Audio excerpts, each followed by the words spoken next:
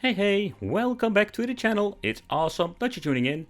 So if you click this video, you're really interested in maybe Game Boy like me, or you just wanted to see what this thing can all play. Because when it comes to the original Game Boy Classic, I already mentioned before, it's one of my favorite devices. And when it comes to the Classic, the reason I love it so much because it's so bulky and so comfortable.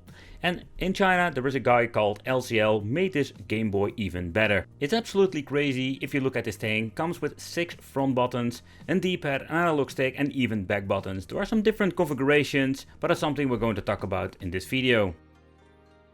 In previous videos I discussed the different kind of models. The LCL made a lot of them, for example in Game Boy Advance, but also the Game Boy Classic in particular one. They had like a couple of different versions, like the Raspberry Pi 3 but also the Pi 4. And thanks to this mainboard it's so much more powerful than the previous model. And that is also the reason why I just liked it so much, because this thing can actually play so much more and it looks so much better when it comes to the LCD display. All of them will come in this very beautiful case, and the presentation of it is pretty damn cool in my opinion. You can choose different kind of colors, even different kind of configurations. If you have like an option for a different kind of joystick, so far I understand, you can have different kind of colors, or I think one of the changes you can do is having different back buttons. In the end, it's absolutely crazy. So I will give you like a side-by-side comparison later on, but the first thing I really love about the new model is that we can have like interchangeable cartridges. And the fun fact is, like, basically if you have like multiple people want to play this thing, you can have your own cartridge with your image, your save files, stuff like that. So that's pretty cool. Like with the original Game Boy, you can just load it up, boot it up, and you can just play a game. How cool is that? Okay guys, so let's do a quick overview of the device itself. So first of all, I really love the Game Boy Classic for the shell. It feels so comfortable to play even now today. And yeah, some people like the Game Boy Advance, some like the Game Boy Advance SP, but this device, amen. But nevertheless, so the 6-button layout, what I do like about it, the touch itself, the touch of the button is very nice, feels like high quality. The D-pad is a very long travel D-pad, but it feels very comfortable. And I must say that I was very pleased to see like that we're going to get an actually good D-pad. Over here on the left we're going to get the scrolling wheel that you can push up and down for volume control, Type-C for charging, on-off switch. If you turn it on and off, you can see like with the original cartridge you cannot pull it out. Then we're going to get ourselves the 2 rubbery select buttons. I must say that I'm not a big fan of the, let's say the back buttons, because they don't feel that super comfy always. Then we're going to get USB and we're going to get an HDMI out, so we can use this thing actually like a Raspberry Pi game system. Another aspect I find very important is the audio, and the quality of this tiny speaker is amazing.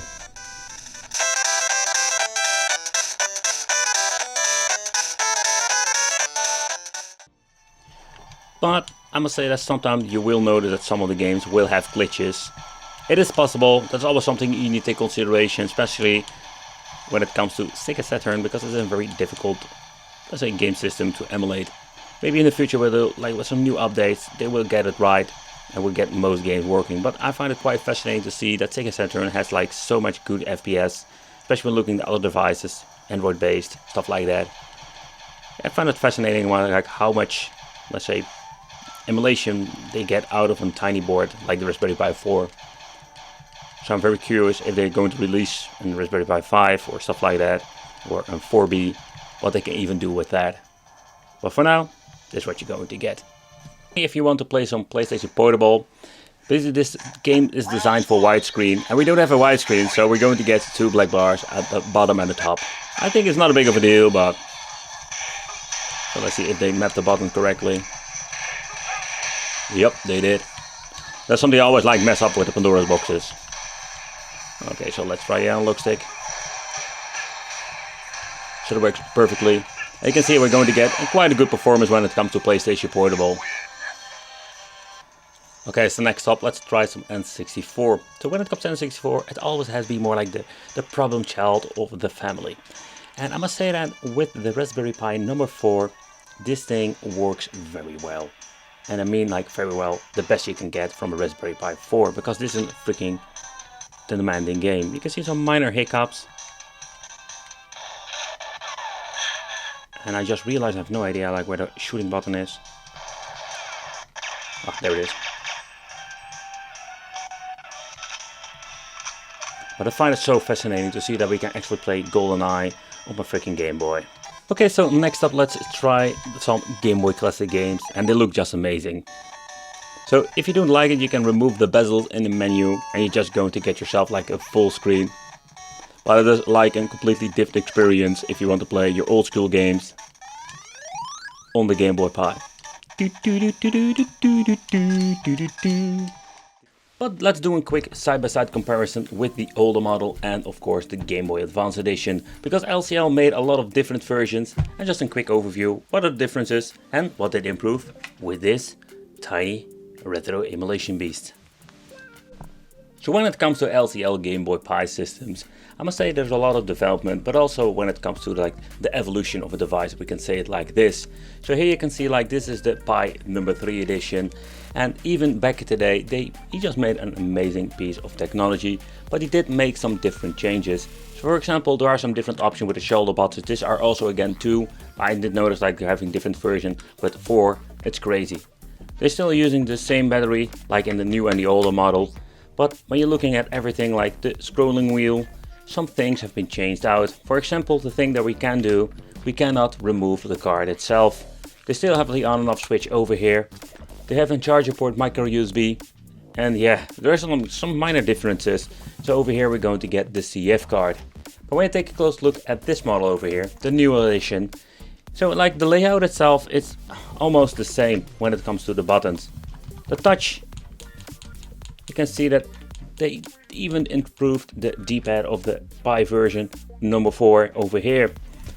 But here you can see like when you're looking at side by side, then we're going to get some minor differences. But when you take a close look at the LCD display, here you can see like this is just actually like a very good product. And I mean like it feels premium, but also when it comes to the LCD display, you can see they're using this beautiful IPS display. And that is the thing that we didn't have with the first generation back in the day. So even that these things are very expensive, you're going to get a lot of value for your money, if you ask me. But what makes this new Raspberry Pi based Game Boy better than all the other ones?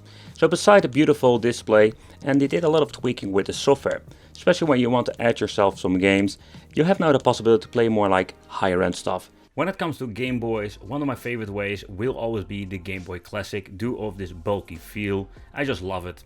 And then of course we're having the different Pi systems.